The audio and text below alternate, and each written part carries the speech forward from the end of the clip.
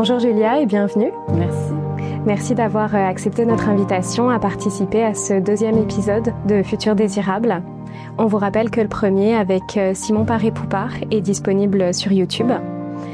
L'objectif de cette émission, dans le fond, c'est de décortiquer, d'analyser et de vulgariser des propositions intellectuelles marquées à gauche pour participer à la création donc de Futur Désirable. Et on va voir au cours de la prochaine heure comment en fait changer notre rapport au travail peut y participer. Donc dans un premier temps, est-ce que tu pourrais te présenter, nous dire à la fois d'où tu parles et puis ce que tu dis? Oui, je travaille à l'IRIS, l'Institut de recherche et d'information socio-économique depuis plusieurs années maintenant. Puis j'ai une formation en sociologie. C'est un peu dans le cadre de mes études, en sociaux, que j'ai commencé à m'intéresser à la question du travail, au rapport, en fait, subjectif des individus à leur travail, puis comment ce rapport-là a changé, à travers les transformations du capitalisme. C'est aussi à travers le travail à l'IRIS que j'ai été amenée à me pencher sur la question de la réduction du temps de travail. Avec d'autres collègues, là, on avait écrit une espèce de proposition de réduction du temps de travail pour le Québec. Et puis donc après, à travers des articles aussi dans des magazines culturels, dans des revues culturelles, j'avais aussi continué à creuser cette question-là jusqu'à temps que le projet de livre sur la question arrive. Et donc voilà, moi c'est une question qui m'interpelle parce que le travail, c'est quelque chose qui est central dans nos sociétés, dans les sociétés capitalistes, puis dans la vie aussi d'une majorité de gens. Donc c'est ça qui m'intéressait d'aller creuser un peu comment cette question-là. Ok. Voilà. Donc le livre s'est fait un peu de manière organique à partir de tes champs de recherche, on va dire originels. Oui, en fait c'est une proposition d'éco-société, donc qui m'ont proposé de travailler là-dessus. Et donc oui, parce que j'avais déjà travaillé sur la question, j'étais emballée de prendre le projet, de réaliser ce projet-là avec eux. Voilà. Sauf que au départ, c'est ça. C'était de parler de la réduction du temps de travail. Donc, de cette idée que plutôt que d'avoir des semaines de 40 heures, comme c'est le cas par exemple au Québec, on devrait diminuer cette norme-là, la ramener à 35, 32 heures.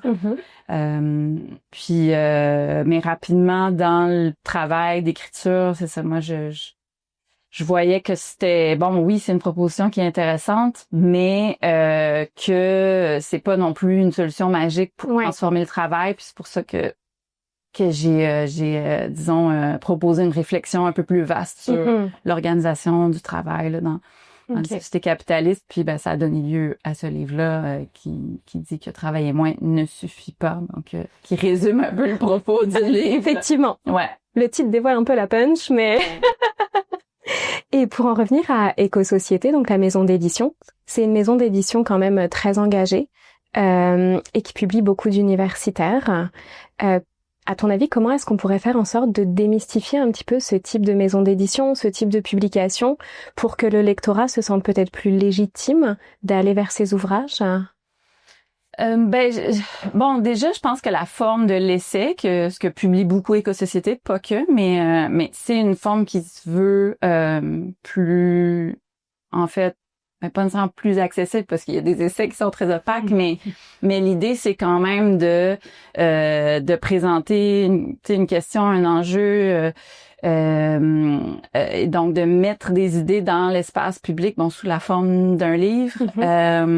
Puis donc ça permet souvent justement à des gens qui sont dans le milieu universitaire d'utiliser cette forme-là pour présenter des idées qui, dans le cadre universitaire, sont peut-être présentées dans des formats qui sont moins accessibles, mais puis parce qu'ils visent pas la même chose. Tu sais, l'objectif est pas le même. L'essai, c'est une forme où on vise à, disons, défendre une idée. Ça peut être convaincre du bienfait d'une idée ou d'un projet ou d'une vision de la société. Donc, je pense qu'il y a dans cette forme-là, en tout cas, moi, la manière que je l'aborde, c'est d'essayer, de parler de la manière la plus claire, parce que c'est comme ça qu'on peut convaincre que finalement notre point de vue est intéressant, pertinent, donc je pense que l'éco-société réussit bien quand même à faire ça justement, puis à donner la parole à plein d'universitaires, notamment, pas que là, mais ouais. Ben oui, une des grandes qualités du livre, c'est qu'il est clair. Il est vraiment très clair. On n'est pas dans un livre jargonnant. Donc ça fait du bien aussi d'avoir un contenu qui est sérieux, qui est sourcé, mais qui reste en fait très accessible. Donc c'est un beau point du livre. Donc tu disais vouloir mettre des idées dans l'espace public. Comment est-ce que les idées que tu as apportées ont été reçues? Est-ce que tu as reçu des critiques en particulier, des choses auxquelles tu t'attendais ou peut-être tu t'attendais pas du tout? Sans prétention, en fait, les réactions étaient très positives, puis même sont venues de toutes sortes de disons milieux auxquels je m'attendais moins, comme par exemple le milieu des ressources humaines, il y a plein de gens qui m'ont écrit, ou en tout cas, ou même j'ai été invitée justement à une autre émission comme ça. De gens dans ce milieu-là, donc ça je m'attendais pas du tout à ça. Bon, des critiques, oui, j'en ai eu de gens à gauche justement, mais bon, qui avaient une perspective un peu différente, puis qui je pense qu'ils trouvaient que je remettais peut-être pas assez en question le capitalisme, le productivisme, tout ça. Donc ben oui, tant mieux, dans le sens où une fois qu'on a écrit un livre, on vient de figer une espèce de propositions. Après, moi, bien sûr, j'assume toutes les idées qu'il y a dans ce livre-là, mais je suis tout à fait ouverte à... En fait, je vois certains défauts de cette proposition-là, ses limites, ses lacunes, donc y a pas c'est bien, mais oui, règle générale, je dois dire que la plupart des gens, en fait, leur réaction, c'était déjà juste en voyant le titre, c'était de dire « Ah, mon Dieu, oui ». Comme ça a parlé à beaucoup de gens. Puis là, j'étais contente parce que je partais du point de vue justement que le travail, c'est une condition qu'on a partagée, en fait, le salariat surtout. Et donc, j'espérais parler au plus grand nombre de gens, même si, bon, forcément, il y a plein de situations différentes, mais c'est ça. Puis il semble que ça a eu son effet, là. Oui. Oui. En même temps, on est un peu dans une crise qui implique d'aller chercher des solutions et le rapport au travail, le travail est tellement central dans nos vies qu'on n'a pas le choix aussi que d'aller creuser un petit peu pour se donner de l'air. Ok. Fait que maintenant qu'on a un petit peu posé le cadre, j'aimerais qu'on revienne vraiment sur ce que c'est que le travail, combien de temps on y passe en moyenne au Québec, mais dépendamment de qui on est, parce que tout le monde y passe pas le même temps ni dans les mêmes conditions. Donc, est-ce que tu peux nous faire un petit portrait de la situation du travail au Québec? Ben oui, en fait, au Québec, on travaille en moyenne, on est en dessous de la norme de 40 heures semaine. Donc, les hommes travaillent en moyenne 36 heures, les femmes, c'est plus autour de 32-33. OK. Donc, en fait, oui, ça occupe, c'est ce qui occupe la plus grande partie de notre temps, là, si on exclut le sommeil, on va dire, qui est aussi perturbé par le travail, mais bon, parfois. Mais en fait, paradoxalement, on n'a jamais travaillé aussi peu dans l'histoire des sociétés capitalistes. Là. Donc c'est ça. Puis c'est aussi ça qui, est au cœur de ma réflexion, c'est de dire comment ça se fait que si on travaille 2 fois moins globalement qu'il y a 2 siècles. Comment ça se fait que le travail est autant vécu comme une charge, ou en tout cas, pourquoi autant de gens sentent que justement ça occupe trop de place, et donc ce qui amène à, entre autres, cette idée-là qu'il faudrait encore réduire le temps de travail. Là. Oui. Mais tu parles du fait que les hommes travaillent en moyenne un petit peu plus que les femmes d'un point de vue du travail rémunéré et salarié. Dans le livre, tu évoques le fait qu'en 2018, 53% des femmes et 43% des hommes se sentaient tendus par le manque de temps. Donc on a plus de femmes qui sont tendues par le manque de temps, mais elles ont un salaire aussi. Un horaire un petit peu diminué. Est-ce que ça s'explique par la mauvaise répartition du travail gratuit, du travail non rémunéré?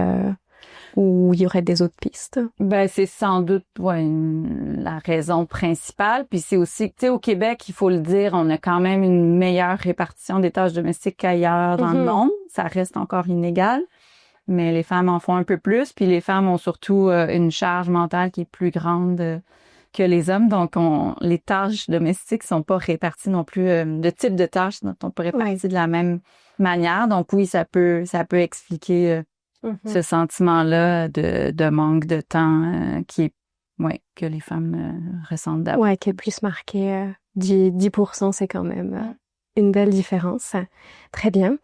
En introduction de ton livre, tu prends l'exemple de Maurice Erhardt, un jeune stagiaire allemand dans la finance londonienne, qui est mort en fait d'une crise d'épilepsie dans sa douche après avoir travaillé plus de 72 heures consécutives, si je me trompe pas. Même si sa volonté n'était probablement pas de se rendre jusque-là, qu'est-ce qui fait qu'on se tue à la tâche littéralement à 21 ans? Mm-hmm. Ouais, j'ai pris cet exemple-là, puis bon, c'est sûr que c'est évidemment là, c'est comme un cas extrême dans un domaine particulier qui est celui de la finance, où il y a ce qui est associé à des rémunérations très élevées, donc on pourrait dire des travailleuses qui sont un peu privilégiés là. Mais je le trouvais quand même emblématique de à la fois ce que une personne peut s'infliger pour correspondre à certaines normes dans le monde du travail, donc dans ce cas-ci une norme de performance qui est tout à fait comme inhumaine, mais aussi de ce que les entreprises infligent aux travailleurs et aux travailleuses. Et puis j'aurais pu justement prendre d'autres exemples où tu sais de catégories de salariés beaucoup moins privilégiés, beaucoup plus précaires, où encore une fois on utilise finalement les gens comme une ressource comme une autre, et donc qu'on doit finalement siphonner au risque de leur vie, de leur santé. Tu sais, il y a plein d'autres milieux de travail où on voit ça, où les cadences sont très élevées et donc où ça compromet, la santé des travailleurs et des travailleuses. Donc ça pour moi c'est ça, c'était un peu emblématique de ce système-là capitaliste pour qui, tu sais, le travail finalement, le travail humain, c'est quelque chose qu'on instrumentalise aux fins de l'accumulation en fait, et non pas et donc qui avec les conséquences là néfastes on peut voir. Ouais, tu parles de ressources qu'on siphonne, d'instrumentalisation, et je sais pas si c'est ma formation littéraire qui prend le dessus, mais j'ai l'impression que la manière dont on parle du travail affecte quand même notre rapport à celui-ci. Et je pense en fait surtout au terme de ressources humaines qui sous-tend vraiment cette instrumentalisation, cette exploitation, ou même au fait qu'on se définit énormément par notre emploi. On est le travail qu'on fait. Je suis chercheuse, je suis professeure. Il y a vraiment une incarnation identitaire très forte. Et je me demande à quel point en fait changer la manière dont on parle du travail peut aussi participer à changer notre rapport à celui-ci. Ben oui, je suis plutôt d'accord. C'est-à-dire que c'est ça, on est donc dans cette instrumentalisation-là à outrance, puis même justement le courant des ressources humaines a essayé de faire en sorte que les salariés s'identifient davantage à l'entreprise, puis un investissement subjectif plus grand. Et ce qui fait en sorte que des travailleurs dans une entreprise justement vont s'identifier à la mission de leur organisation. C'est quelque chose qui a eu pour effet donc de juste en fait qui est totalement instrumental, qui est utilitariste si on veut du point de vue de l'entreprise. C'est pas pour que les travailleurs se sentent mieux, mais c'est pour qu'ils se donne finalement plus à l'entreprise, puis ça a comme effet de générer justement plus de frustration, c'est-à-dire qu'on est dans ce contexte aussi paradoxal où justement, comme tu dis, beaucoup de gens vont vont s'identifier beaucoup à leur travail, mais par contre, ils reçoivent pas en retour la reconnaissance, la valorisation auquel ils pourraient s'attendre. Puis ça génère aussi des frustrations qui sont un des problèmes que moi j'identifie comme ne pouvant pas être réglés par la réduction du temps de travail, en fait. Mais on a aussi dans cet enjeu d'identification au travail, à la mission, un petit peu l'écueil des métiers passion, où on se lance dans un métier parce que c'est quelque chose qui nous tient vraiment à cœur. Si je prends mon exemple, je travaille dans le milieu communautaire, on n'y va pas pour rien, on y va parce qu'on a cette mission un petit peu de transformation sociale à laquelle on croit. Mais après, on va dire que les choses se superposent et qu'on n'arrive plus nécessairement à identifier qu'est-ce qui relève de la sphère professionnelle, qu'est-ce qui relève de la sphère aussi citoyenne. Et comment est-ce qu'on peut arriver à démêler ça quand on est dans une situation où, finalement, notre emploi n'est pas juste un emploi? Ouais, après, moi, je veux dire qu'on s'identifie à notre travail ou qu'on se donne au travail, je pense que c'est pas nécessairement mauvais, c'est-à-dire que idéalement oui, tout le monde aurait un travail dans lequel il peut s'épanouir, où il se sent utile, mais bon, c'est ça. Puis mais il y a comme deux problèmes, c'est que justement il y a beaucoup de gens qui n'ont pas ce sentiment-là d'utilité puis de valorisation à travers le travail.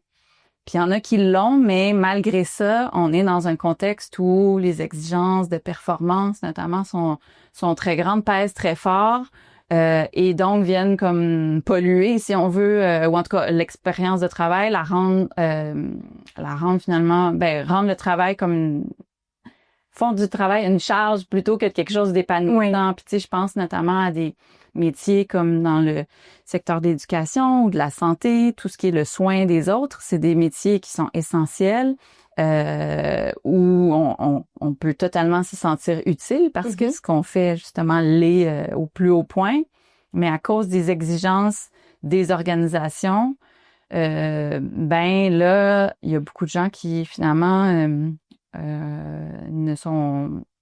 leur travail devient intolérable parce que on leur exige qu'ils fassent leur travail le plus rapidement possible. Ils doivent passer beaucoup de temps à faire autre chose que le travail en tant que tel, donc beaucoup de travail administratif, de reddition de comptes. Puis là, c'est là que l'expérience du travail devient pas du tout satisfaisante, puis perd de son sens. Puis encore une fois, ça, c'est un enjeu plus de... C'est pas... Et donc, oui, on peut trouver que le travail est suffocant et se dire, si on travaillait moins, ce serait mieux. Mais moi, ce que je dis, c'est oui, mais ça changerait pas l'organisation du travail. Et donc, OK, on aurait plus de temps pour se reposer, mais si on s'attaque pas à comment est organisé le travail, ça va rester... ça va encore être posé problème, en fait. Oui. Ouais. Si on revient à ce que tu développes dans le livre, la première partie du livre, elle est vraiment orientée sur la réduction du temps de travail et notamment sur la semaine de 4 jours.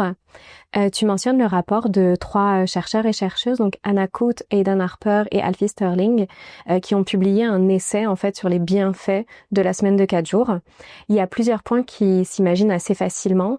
Notamment l'amélioration de l'état de santé des travailleurs et des travailleuses, le renforcement de la motivation au travail, la meilleure distribution du travail et des revenus et la meilleure productivité. À part ça, il y a 2 autres points, moi, qui me chiffonnent un petit peu, puis j'aurais aimé t'entendre là-dessus. Notamment le fait que les chercheurs estiment que la semaine de 4 jours permettrait de libérer du temps pour le travail domestique et pour le soin des proches, ce qui, in fine, permettrait une plus grande égalité de genre. Si on regarde ce qui s'est passé en France, l'Institut national d'études démographiques a publié une étude qui montre que le passage aux 35 heures a effectivement eu un impact sur l'allocation du temps consacré au travail non rémunéré, mais c'est pas du tout allé dans le sens d'une plus grande égalité. C'est-à-dire que les hommes vont passer plus de temps sur certaines tâches qui vont être notamment le bricolage et le jardinage, l'administratif, puis la garde d'enfants récréative, donc le jeu, le fun. Et ça, c'est du temps libéré sur leur week-end qui du coup alloue à autre chose. Donc on a juste un déplacement de blocs de temps, tandis que les femmes, elles allouent tout ce temps supplémentaire-là aux soins des enfants. Mais ça libère pas du tout du temps sur leur week-end. Donc, comment en fait on pourrait espérer qu'une semaine de 32 heures, à défaut de 35 en France, permette une allocation du temps plus égalitaire? Oui, c'est effectivement là, c'est pas magique dans le sens où la la répartition des tâches domestiques, ça inégalitaire entre les hommes et les femmes, ça a des causes donc qui dépassent le monde du travail puis la condition salariale. Donc je suis d'accord que c'est pas magique. Puis il y a comme en fait culturellement, c'est ça, c'est que la division genrée du travail et donc du travail notamment invisible, elle s'explique par, c'est ça, d'autres facteurs. Donc j'ai pas de réponse magique, mais il reste que c'est ça. Moi, je prenais l'exemple de l'Islande où il y a eu un projet pilote là, de réduction du temps de travail qui a donné lieu en fait à une réduction effective de la semaine de travail là-bas. Puis un des bienfaits qu'il nommait, ça avait été ça, c'était de cette meilleure répartition-là des tâches. Après, oui, il y a quelque chose dans l'éducation genrée qui doit aussi changer pour que les hommes prennent en charge aussi des tâches plus lourdes, ou en tout cas plus lourdes sur le plan de la charge mentale notamment. Puis il y a aussi c'est pas juste une question de culture puis d'éducation, c'est de se donner des moyens pour qu'effectivement les hommes prennent en charge d'autres tâches. Puis là, je pense par exemple au Québec, le fait d'avoir le régime québécois d'assurance parentale, donc des moyens financiers de permettre aux hommes de prendre plus de congés de paternité. Ben ça, concrètement, ça fait en sorte que oui, des tâches qui étaient comme vraiment réservées aux femmes, réservées, qui étaient occupées, davantage prises en charge par les femmes, mais là, soudainement, les hommes le font aussi parce que on leur donne les conditions pour le faire. Donc, oui, c'est ça, il faut changer aussi, pas juste le travail, mais plein d'autres aspects là, de nos vies pour qu'il y ait une meilleure répartition. Oui, il faut un soutien institutionnel. Qui est quand même parallèle à la culture, parce que l'Islande a un contexte culturel particulier par rapport à l'égalité des genres. On pense à la grève générale des femmes dans les années 60, je pense, ou 70, quand toutes les femmes islandaises ont dit ras-le-bol, on se lève et on se casse. Oui, voilà. Puis la France et le Québec, c'est aussi deux sociétés très différentes, et de l'Islande. Donc, il y a des contextes culturels différents. Qui permettent malgré tout aussi le développement de politiques publiques. Tout est interrelié. L'autre point qui me chiffonne aussi dans cette étude, c'est les supposés effets positifs sur l'environnement. Notamment grâce à la diminution des déplacements et de la surconsommation, à laquelle se substitueraient, et là je cite, des relations humaines plus riches et non basées sur des biens matériels. Je sais pas si c'est moi qui suis trop cynique, peut-être, mais est-ce que c'est pas un peu idéaliste? Est-ce qu'on peut vraiment penser à un changement culturel aussi important avec seulement un gain de 3 à 8 heures de temps disponible dans la semaine? Oui, non, je pense pas que c'est du cynisme. C'est plus c'est réaliste en effet de penser que c'est pas suffisant. Puis moi, c'est un autre des problèmes que je soulève, ou en tout cas de lacunes de cette réduction du temps de travail, c'est-à-dire que effectivement, il y a encore une fois des expériences qui ont montré que oui, ça a un effet là, évident sur les GES parce qu'il y a moins de déplacements en voiture. Puis on l'a vu pendant la pandémie d'ailleurs. Et donc, mais aussi que c'est ça, quand les gens ont plus de temps, ils vont moins aller vers un type de consommation qui est beaucoup plus énergivore, donc d'acheter des aliments préparés ou faire des voyages en avion parce qu'on veut vite être très loin de son travail, de la maison, tout ça. Mais par contre, on reste dans un contexte capitaliste où des entreprises veulent que des gens consomment de manière démesurée. Et donc, c'est effectivement, je suis d'accord, c'est pas parce qu'on a 3 heures de plus dans notre semaine qu'on sera plus soudainement attentif à ce que nous dit la publicité, puis tous les désirs qu'on vient susciter au sein de la population. Puis c'est pour ça que, encore une fois, je pense que c'est pas une solution suffisante et qu'il faut donc aussi changer non pas juste le temps de travail, mais notre rapport à la consommation, la manière qu'on consomme les objets, la place que ça occupe. Parce que sinon, effectivement, là, c'est à la marge qu'on va faire des gains, mais globalement, on s'en sortira pas, là. Est-ce que ce serait un peu trop schématique de dire que la semaine de 4 jours, finalement, c'est un peu de la poudre aux yeux capitaliste, enfin une stratégie en fait qui nous donne l'impression de s'émanciper du travail alors que ça fait que renforcer le système? Ben, je dirais quand même pas ça, parce que historiquement, la réduction du temps de travail, c'est quand même une revendication ouvrière. C'est-à-dire que si on se rapporte justement au début de l'industrialisation, les semaines de travail pouvaient s'étendre sur 6 jours, les journées de travail sur 11 heures. Donc, le travail était assez infernal et donc, c'est de ce contexte-là qu'est née la revendication de réduction du temps de travail.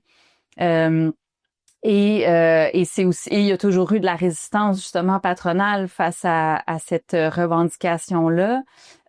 Puis même encore aujourd'hui, on le voit, malgré le fait qu'il y ait plein d'études justement qui montrent que une semaine de travail réduite, ça ne nuit pas à la productivité. Bon, même si c'est problématique ce concept-là, mais ça ne nuit pas justement en tout cas c'est même bénéfique du point de vue de l'entreprise. Ça reste marginal, les entreprises qui ont implanté des semaines de 4 jours ou en tout cas des semaines de moins de 40 heures. Et donc on voit bien que il y a que c'est encore que le temps est au cœur, en fait, du conflit, de la relation salariale, puis c'est le contrôle du temps par les entreprises qui est au cœur de la stratégie, finalement, de la croissance de l'économie capitaliste. Donc, c'est pas rien de dire on réduirait le temps de travail, mais en même temps, c'est ça. C'est vrai que d'un autre côté, puis là, ça va contredire un peu ce que je viens de dire, c'est que la réduction du temps de travail a aussi permis au capitalisme de s'étendre comme système, de croître davantage, parce que c'est ça qui a permis aux travailleurs et aux travailleuses de devenir des consommateurs, des consommatrices.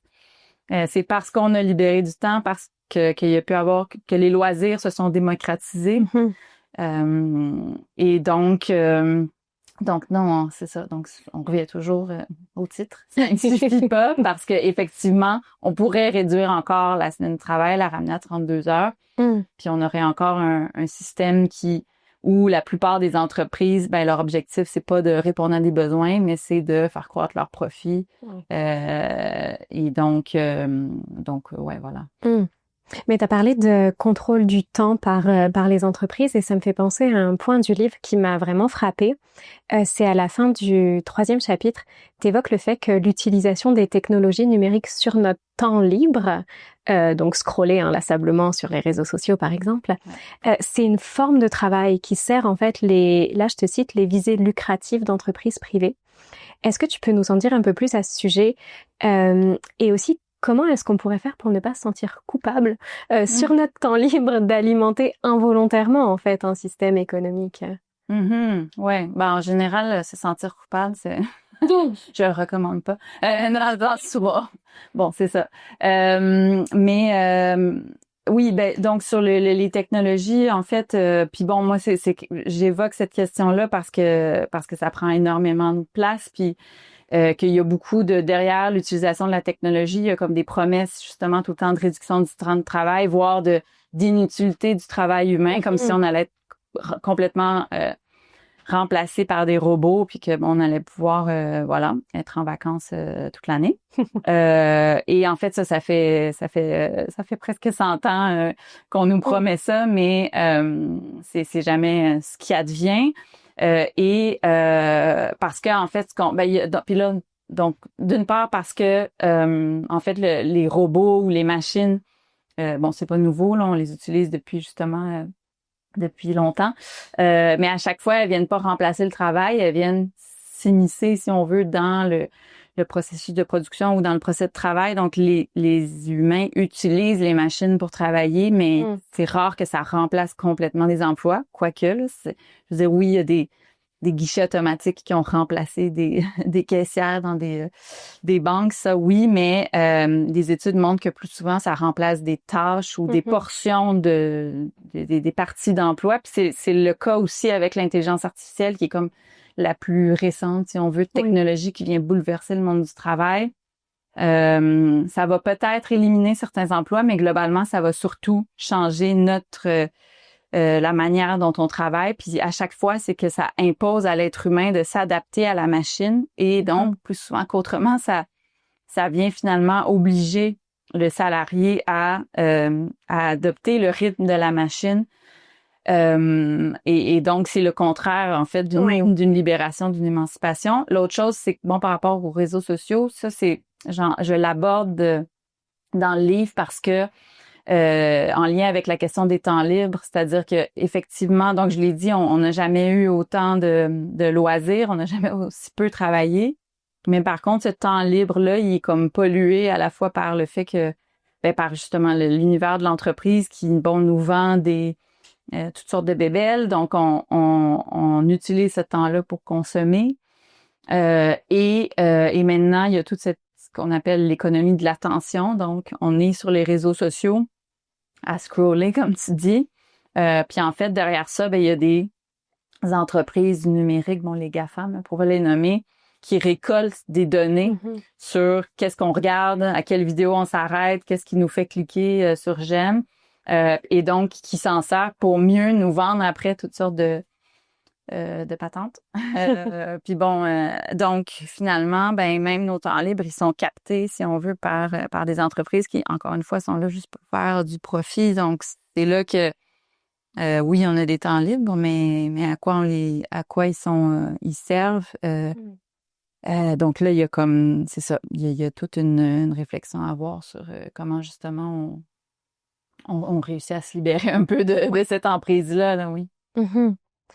Donc finalement, bon, les robots nous sauveront pas, l'automatisation, l'intelligence artificielle, ça nous sauvera pas. Mais tu nous proposes quand même des pistes dans le livre.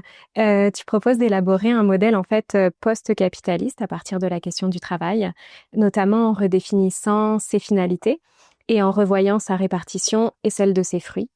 Il s'agirait entre autres, et là je te cite, d'assurer à tous et à toutes une existence digne, d'entretenir des relations riches et de léguer ce qui rend possible une vie bonne aux générations futures. Ça donne envie. Tu proposes en fait 3 grandes voies pour y parvenir. Démocratiser l'économie, encadrer la production et consommer autrement. Est-ce que tu pourrais élaborer un petit peu sur ces 3 grandes voies-là pour ce modèle post-capitaliste? Oui. Vaste programme, comme on disait. Comme disait l'autre. Donc, déjà, juste sur l'approche, c'est que, tu sais, la réduction du temps de travail, passer à des semaines de 32 heures, ce serait un choix de société. C'est de dire, on instaurerait cette norme de, par exemple, 32 heures, et donc toutes les entreprises devraient s'y conformer. Et donc, ça, c'est l'idée que si ça repose juste sur des choix individuels, on va pas pouvoir réduire le temps de travail. Donc, il faut qu'il y ait des décisions. Il faut que, comme société, on décide de changer les paramètres. Et donc, pour le travail, réorganiser le travail, c'est la même chose. C'est-à-dire que c'est pas suffisant de dire, si t'es pas satisfait de ton travail, tu peux te réorienter, aller vers un autre type d'emploi, consommer moins pour travailler moins. C'est dans le fond, tu sais, on entend beaucoup ça, que c'est des choix individuels. Ou alors, on entend des gens nous dire que pour travailler moins ou travailler moins longtemps dans la vie, il faut faire des placements. Puis si on fait des bons placements en bourse, on va ou des investissements immobiliers, on va se générer des revenus qui vont nous permettre de nous libérer du travail.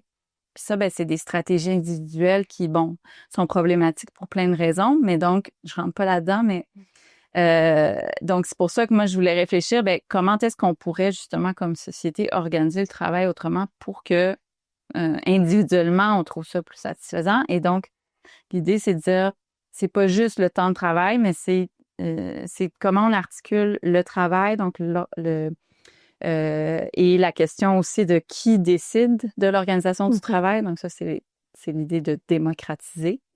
Mais c'est d'articuler cette question-là à deux autres questions qui sont celles de la production, comment on produit tous les biens et services qu'il y a dans l'économie, puis la consommation, troisième pilier, c'est quoi notre rapport à la consommation.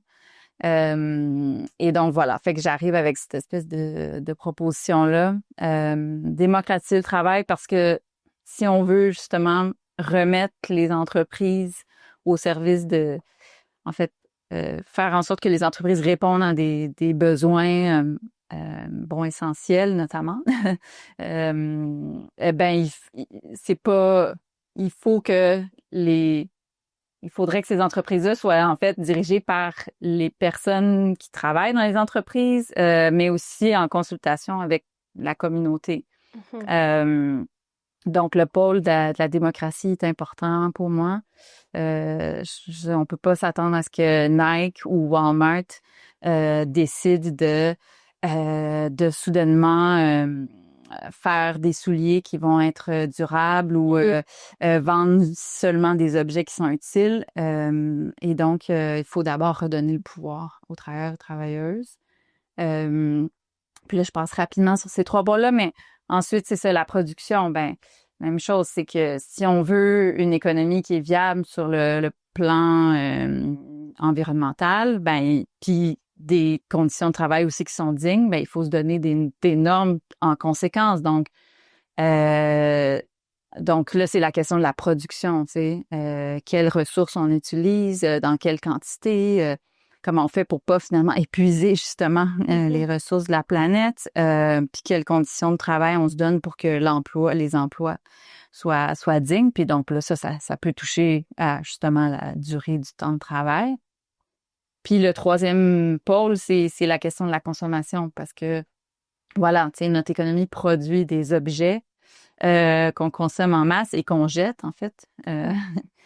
Et ça, il faut évidemment le changer, mais encore là, on est beaucoup dans le contexte actuel dans un appel à la responsabilisation individuelle. Ah, ben il faut juste que vous allez, tu sais, il faut aller à l'épicerie en vrac, puis il faut consommer moins, tout ça. Mais moi, ce que je dis, c'est non, c'est plus moi et d'autres là. Je suis pas la seule à dire ça. C'est en amont qu'il faut changer les choses. Donc, bon, si on produit déjà des biens qui sont plus durables, on aura moins besoin de consommer. Mais il y a aussi des objets qu'on n'a pas besoin de posséder. Donc, et donc là, c'est toute l'idée de développer une réelle économie du partage, qui ferait en sorte qu'on n'a pas besoin d'avoir chacun une tondeuse ou d'avoir chacun une voiture ou d'avoir chacun, je sais pas moi, une paire de skis, parce que c'est des objets qu'on utilise finalement pas toute l'année, puis qu'on pourrait davantage, à travers le principe de la bibliothèque, emprunter ou louer. Et donc là, oui, ça réduirait réellement notre consommation. Donc bref,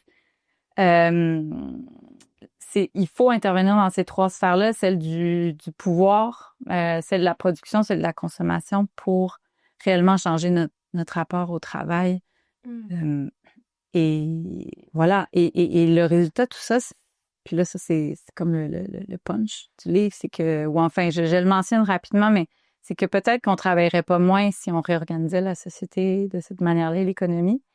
Mais au moins, on aurait des entreprises qui répondent à des besoins et une organisation du travail aussi qui en fait, où les gens se sentent, où les travailleurs se sentent valorisés parce qu'ils ont, tu sais, ils sont autonomes, parce qu'ils prennent des décisions sur l'objet de leur travail, parce qu'ils sentent aussi que leur travail ne nuit pas, n'est pas en train de détruire la planète. Donc voilà. On tombe beaucoup en fait sur des solutions un petit peu individuelles, comportementales. On peut rapidement tomber dans l'écueil du consommateur en fait. Comment est-ce qu'à un niveau plus global on pourrait procéder? Est-ce que ce serait par la syndicalisation, par les mouvements sociaux, par les urnes? Quels sont un peu nos moyens d'action hors de la sphère purement individuelle? Oui, ben c'est ça. Donc, tu sais, pour la question justement du travail puis de pouvoir au travail, ben là, c'est là que il faut se dire, quel type d'organisation permet cette prise de pouvoir-là sur le travail? Ben, c'est des entreprises, des organisations qui sont plus démocratiques. Et donc, bon, c'est un peu le modèle de la coopérative. C'est de dire, il il faut avoir plus d'organisations, donc plus d'entreprises qui sont démocratiques, qui sont donc administrées, gérées par les travailleurs et les travailleuses.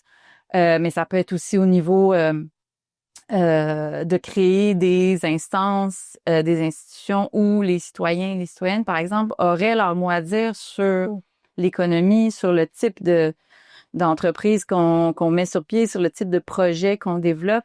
Actuellement, il y a très peu d'espace comme ça si on veut, où finalement la population peut prendre des décisions économiques. Tu sais, c'est ça. On est dans des démocraties, mais sur le plan économique, puis bon, c'est questionnable, mais sur le plan économique, il y a très peu d'espace démocratique. Alors que l'économie, elle a un impact sur tout le monde. Elle influence la vie de tout le monde. Donc, bref, c'est de créer ces espaces-là, que ce soit des entreprises démocratiques ou des espaces, des institutions politiques qui vont prendre des décisions économiques et où les gens seraient appelés à finalement être consultés, puis bon, donc avoir un poids finalement dans ces décisions-là. Pour ce qui est de la production, ben là, c'est de dire, il faut utiliser l'économie, elle doit être encadrée si on veut pas qu'il y ait cette catastrophe environnementale, puis c'est des abus aussi de l'exploitation des droits humains qui sont bafoués par les entreprises. Donc, comment est-ce qu'on encadre l'économie et donc les entreprises? On se donne des lois, on se donne un cadre à l'intérieur duquel des limites, en fait, à l'intérieur desquelles on peut développer l'économie. Donc c'est d'utiliser finalement, voilà, oui, l'État, notamment pour encadrer cette production-là, que ce soit de biens ou de services. Puis dans le domaine de la consommation, je l'ai un peu évoqué, mais c'est donc avec des normes plus contraignantes de produire autrement, donc des objets qui sont plus durables, qui sont réparables.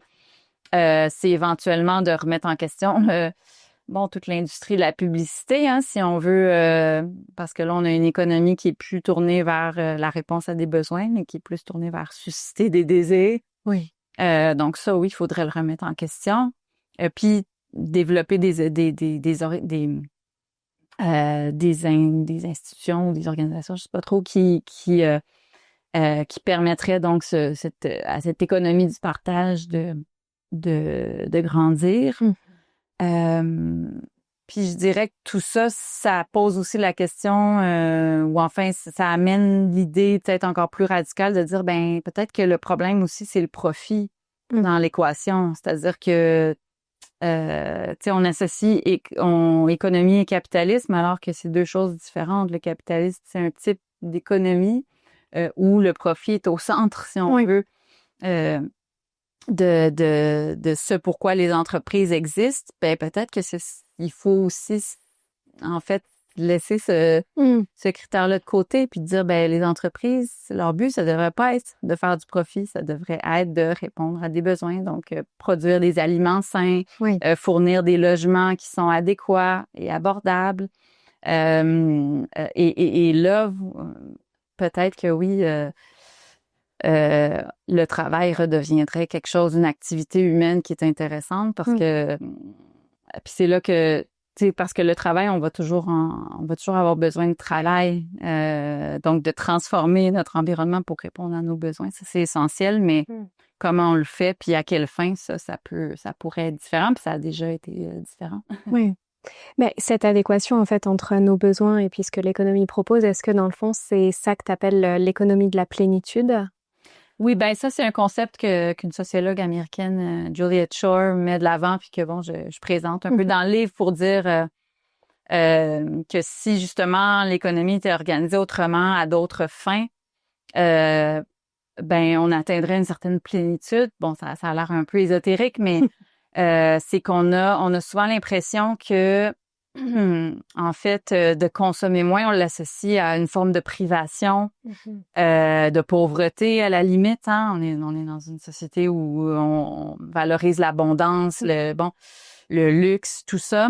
Puis ce que Juliet Schor dit, entre autres, c'est que en fait, si on consomme moins, qu'on est davantage dans une économie où les relations sont On a du temps pour les relations humaines notamment, où on produit des objets durables, où on participe davantage aussi à cette production-là. Là, on est très éloigné souvent des processus de production à cause de la délocalisation puis de la robotisation justement extrême. Il y aurait une forme de de plénitude, c'est-à-dire de satisfaction qui est liée au fait d'être moins dans la performance, dans le consumérisme, ce qui vient avec c'est ça, une forme de stress puis d'exigence là, de performance que dans un autre type d'économie on n'aurait pas. Et donc voilà, ça viendrait avec une forme de bien-être finalement. Qu'on retrouve pas là, actuellement dans cette société par ailleurs d'abondance où soi-disant tous nos besoins et même plus sont comblés là. Avant de te poser la dernière question, celle qui clôt en fait chacune de nos entrevues, j'ai un petit conseil à te demander. Qu'est-ce qu'on répond aux personnes, je ne citerai pas le type de personnes, qui se plaignent que les jeunes veulent plus travailler? Ah ben, déjà c'est faux là. Dans le sens où le taux d'emploi a jamais été aussi élevé chez les jeunes de moins de 24 ans là. Donc c'est pas vrai que les jeunes travaillent moins, ils travaillent beaucoup plus que disons depuis 50 ans là. Et puis mais bon, après ça, le discours sur la jeunesse, c'est comme une constante là dans on a toujours ce discours-là. Il y a toujours un discours critique de la jeunesse, de ses comportements, de ses attitudes, de ses valeurs, qui j'ai l'impression, en dit long sur, en tout cas, sur notre rapport justement au travail. Mais en fait, les jeunes, et donc il y a aussi il y a comme il y a comme une image en fait un peu idéalisée de ce qu'était soi-disant le travail avant, puis ce que rejetteraient les jeunes aujourd'hui. Donc quand on dit les jeunes ils sont pas ils veulent pas travailler ou ils sont pas impliqués, investis dans leur travail, on l'oppose à l'idée d'un travailleur, bon, généralement un homme, mais enfin, ça peut être une femme aussi, qui, après ses études, a été embauché par une entreprise, puis a travaillé là toute sa vie, toute sa carrière, puis a pris sa retraite de cette entreprise-là. Et donc, aujourd'hui, les jeunes seraient plus fidèles, ils sont toujours en train de changer comme ça d'employeur. Ce modèle-là, je veux dire, d'une part, il est un peu idéalisé dans le sens où, oui, il y a des gens qui ont passé toute leur carrière, qui ont travaillé pour le même employeur, mais ça a jamais été une majorité de gens qui suivaient ce modèle-là. Et donc, puis aujourd'hui, si les gens, donc les jeunes notamment, mais c'est même pas juste les jeunes, vont, c'est ça, souvent changer d'employeur. C'est d'une part parce que le taux de chômage est à un niveau qui est presque historiquement bas. Donc, on a plus de choix en tant que quand on cherche un emploi. Et donc, dans un monde, quand le monde du travail ne redonne pas aux travailleurs, travailleuses, ils vont pas effectivement avoir tendance à être fidèles envers les entreprises. Et donc, pour moi, c'est pas étonnant que les jeunes aient d'autres aspirations, étant donné qu'on est dans un contexte où justement les entreprises, elles utilisent aussi, c'est ça, les salariés le temps qu'elles en ont besoin. Puis après, c'est ça, on est dans une conception très jetable à la fois de la nature et des humains. Donc pour moi, c'est juste à l'image de c'est ça, de l'économie, ce rapport-là au travail que peuvent avoir les jeunes finalement, mais qui par ailleurs, c'est ça, travaillent encore, comme je l'ai dit, beaucoup. Pour moi, c'est surtout ça qui est significatif. Puis même à la limite, tu sais, on voit comment il a fallu limiter le temps de travail, c'est-à-dire l'âge minimum de travailler au Québec, parce que les entreprises étaient rendues à embaucher là, des jeunes de 11, 12, 13 ans, faute de trouver des travailleurs. Donc, ça parle aussi ça, des conditions de travail qui sont ben pas souvent bonne et donc voilà, pourquoi rester dans un emploi qui tu sais qui nous maltraite finalement. Oui. Mais d'ailleurs, dans le débat public, c'est un petit peu revenu ces derniers temps. Je pense qu'il y a même eu une proposition d'abaisser en fait l'âge légal de travail au Québec. Ben, c'est-à-dire que là, il y en avait plus. Il y avait plus d'âge minimal. Donc, on pouvait embaucher, bon, il y avait sous certaines conditions des jeunes. Et donc là, le ministre du Travail il y a eu ce projet de loi-là pour fixer l'âge minimal à 14 ans. Bon, ce qui est quand même très jeune, considérant que, oui, on espérait qu'à cet âge-là, les jeunes, ils seront soit occupés, ben, ils vont à l'école, puis le reste du temps, ils sont occupés à s'amuser, je sais pas, à vivre leur vie de jeunes. Mais là, en fait, non, c'est ça, ce qu'on voit, c'est que les jeunes travaillent beaucoup, que ça nuit souvent à leurs études. Bon, puis ça peut être pour des raisons financières, là, dans le sens où il y a des jeunes qui viennent de familles pauvres puis qui ont besoin de travailler. Il y en a que ça va être, tu sais, dans les milieux plus aisés, ben c'est parce qu'on valorise le travail, la discipline qui vient avec le fait d'occuper un emploi et le fait que ça te permet de commencer à mettre de l'argent de côté pour tes projets futurs. Mais oui, on le voit comment ça nuit aux études notamment, puis ça détourne certains jeunes justement ben surtout les plus pauvres. Ça les amène plus vite sur le marché du travail et donc ça les détourne ça nuit à la persévérance scolaire en fait. Donc ouais. Très bien. Et maintenant pour la dernière question, quelle est selon toi la meilleure manière de lutter contre notre sentiment individuel d'impuissance politique? Ben déjà c'est ça. Bon, se rappeler que justement c'est le travail, c'est un enjeu collectif. Puis bon, moi c'est un peu ce que j'espérais modestement faire avec le livre, c'est de dire derrière nos conditions de travail, il y a en fait, il y a des décisions politiques, il y a, tu sais, puis le travail, c'est ça, c'est un objet de lutte. Et donc, c'est collectivement qu'on va pouvoir le changer. C'est pas il y a des stratégies individuelles qui peuvent temporairement peut-être fonctionner pour une minorité de gens. Mais si on s'attaque pas collectivement à la question du travail puis de son organisation, ben justement, il y a juste une minorité de gens qui vont pouvoir finalement tu sais, s'épanouir à travers le travail, puis la plupart, une majorité de gens qui vont subir des conditions de travail dégradantes ou alors un manque d'autonomie dans le travail, un manque de reconnaissance. Donc ça, voilà, ce serait mon souhait qu'on se rappelle ça et donc ensuite qu'on trouve des espaces pour effectivement transformer le travail collectivement, que ce soit, tu sais, à travers, les syndicats, mais à travers justement tu sais, la mise sur pied de coop de travail, puis bon, la transformation aussi des institutions politiques.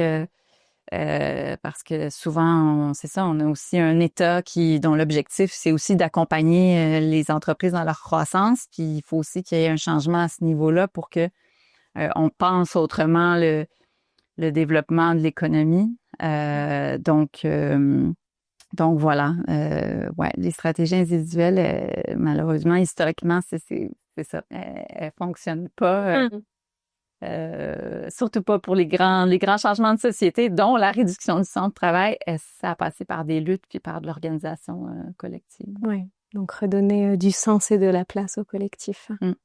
Très bien. Mais merci beaucoup. Bien, merci, ça fait plaisir. On va pouvoir clore cette entrevue avec un petit jeu de fin, un petit passage ludique qui sera animé par Sean. Bonjour Julia Posca. Donc pour cette dernière partie, on va te proposer un petit jeu. Le principe est simple, on te propose des thèmes et tu vas pouvoir les classer dans 3 catégories. Le but, c'est de synthétiser notre échange de manière ludique.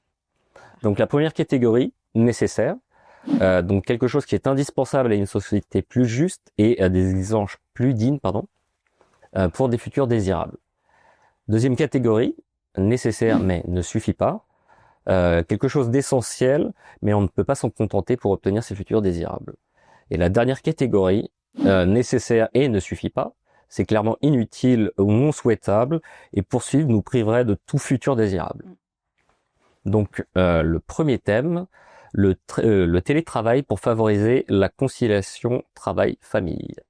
Ah, ben, j'ai envie de dire non nécessaire, il ne suffit pas donc d'être un peu radical parce que je pense que c'est comme un piège un peu. C'est-à-dire qu'il y a plein d'avantages au télétravail qui sont indéniables, mais ça amène aussi plein de problèmes que je pense qu'on n'a pas encore mesurés.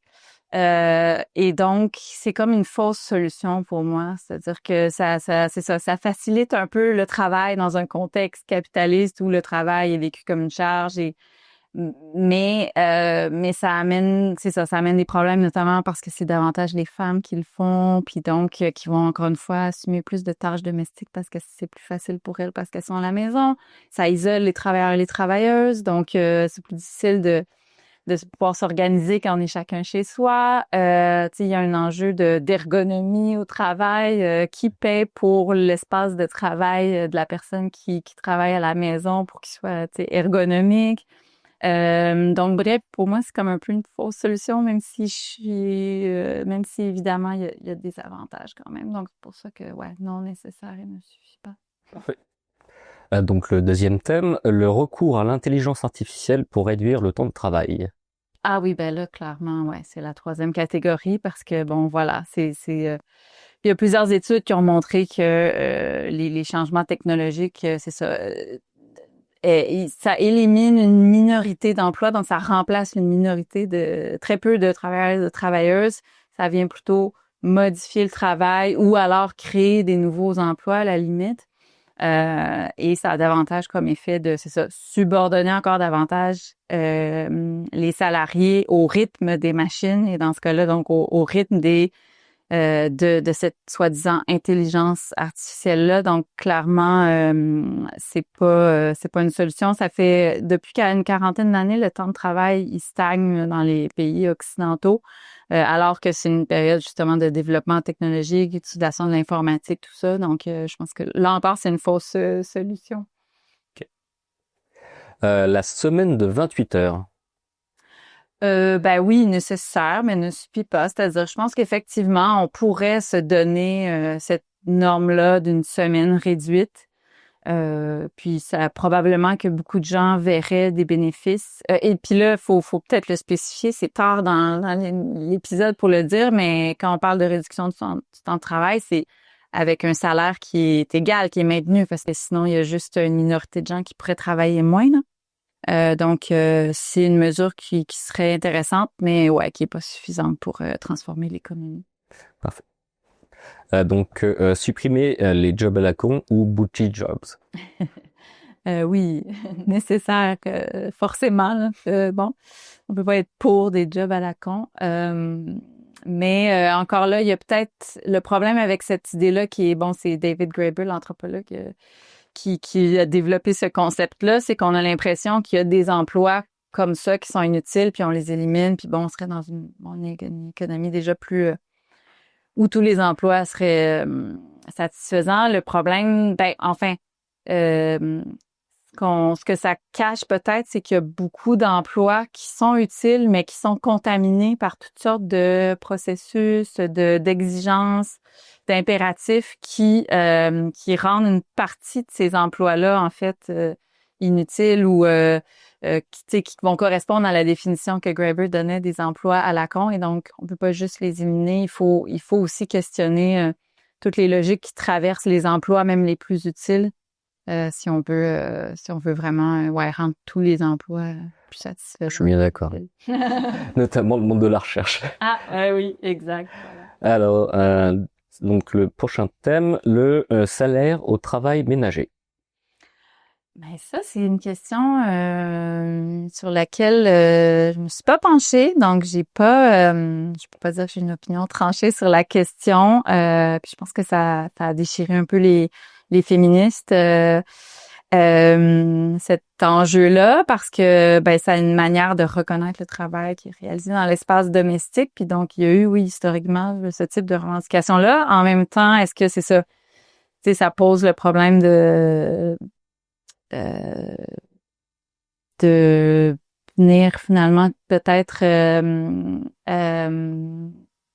enfermer, j'ai envie de dire, ou en tout cas de de justement garder les femmes dans ce type de travail-là, ou en tout cas de les confiner en quelque sorte, parce que est-ce qu'il y aurait plus d'hommes qui feraient du travail ménager s'ils étaient rémunérés? Peut-être, mais dans tous les cas, je pense qu'il y aurait à tout le moins moyen de compenser d'une certaine manière financièrement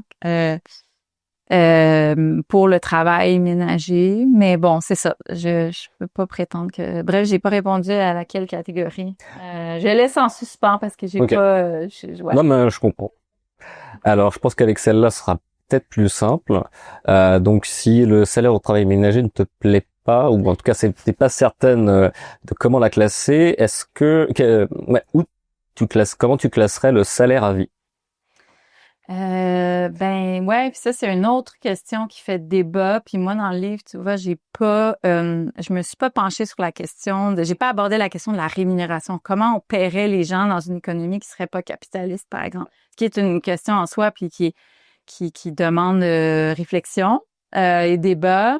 Sur le salaire à vie, donc c'est souvent une proposition qui revient quand on propose justement en fait, une proposition qui est en appui avec l'idée que si tout le monde avait un salaire finalement assuré, on serait pas contraint d'accepter des emplois, qui sont dégradants ou quoi que ce soit, ou mal payés. Moi, je dirais que c'est pas suffisant parce que je préfère réfléchir du point de vue de la transformation des emplois.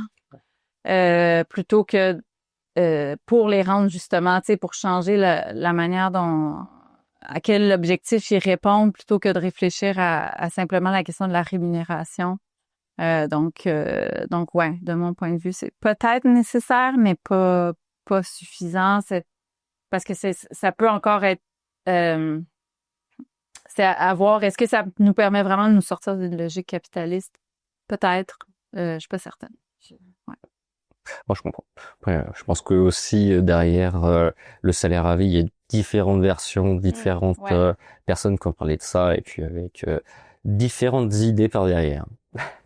Donc, le prochain thème, ce serait limiter les revenus individuels, donc les plafonner. Mm-hmm. Ouais, on n'en parle jamais. Je pense que ce serait nécessaire. Encore là, peut-être pas suffisant parce que... Donc, l'idée d'avoir un salaire maximum... ou d'introduire des ratios, par exemple, une entreprise, la haute direction, la rémunération doit être maximum, je sais pas moi, 3 fois, 4 fois plus élevée que celle de leurs employés. Ce serait nécessaire dans une économie où où justement là il y a des rémunérations excessives là, dans plein d'entreprises, surtout dans les entreprises multinationales.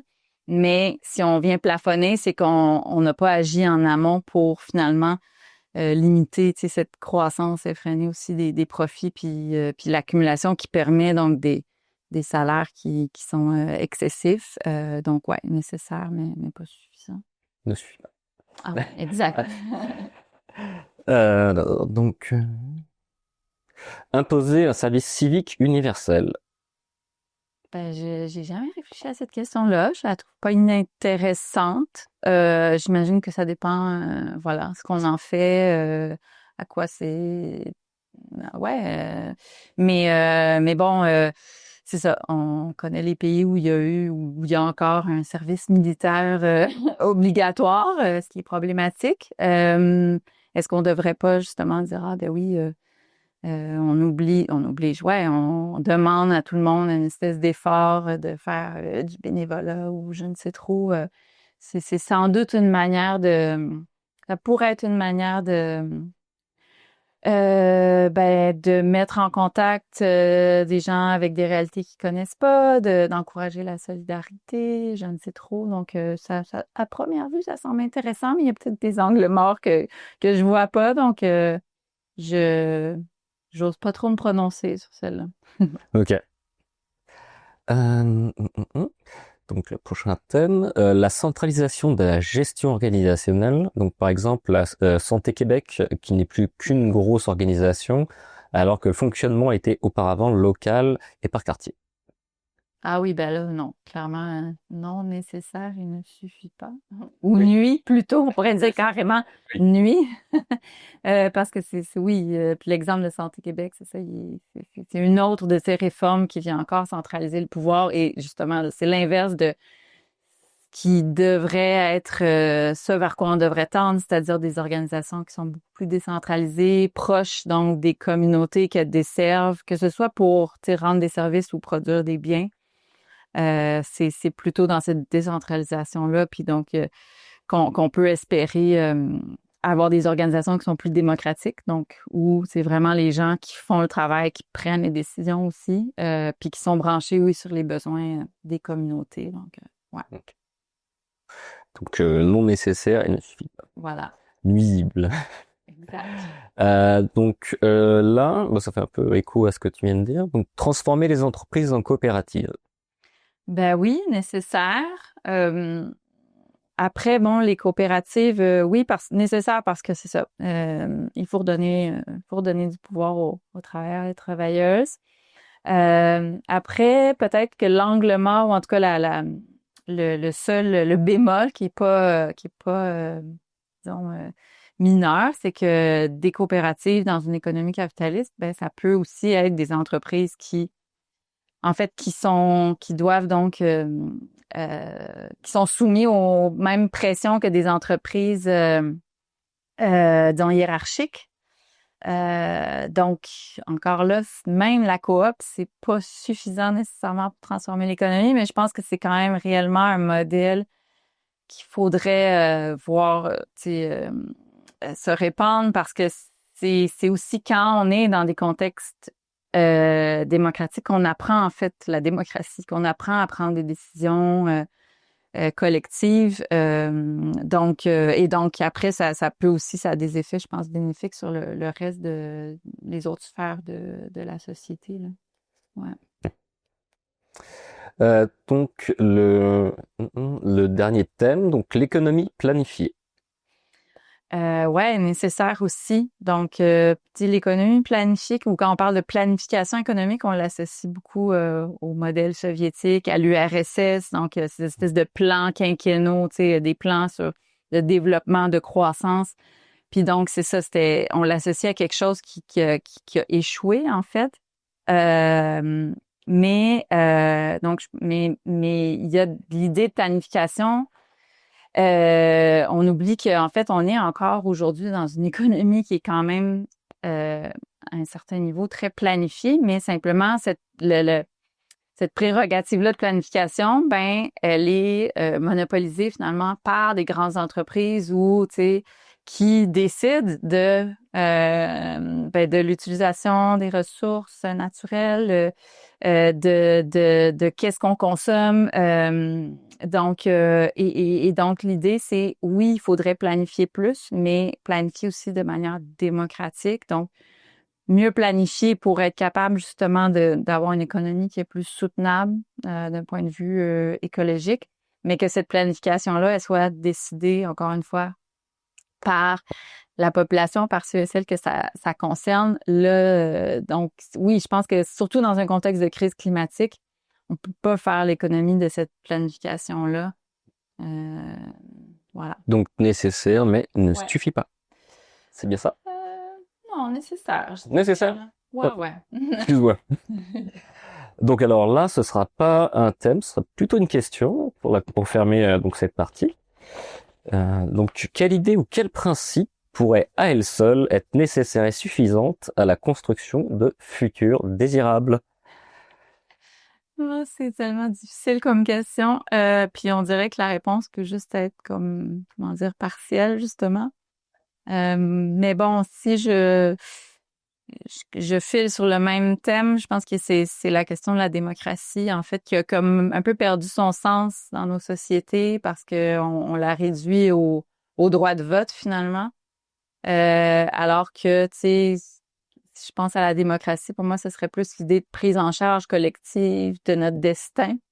Puis dans le monde du travail, puis tu sais, quand on pense à l'économie, on est à l'opposé d'un modèle qui est démocratique et alors qu'il faudrait tendre, je pense, vers plus de démocratie économique pour oui, c'est ça, répondre à une foule de problèmes qui sont vécus dans le monde du travail.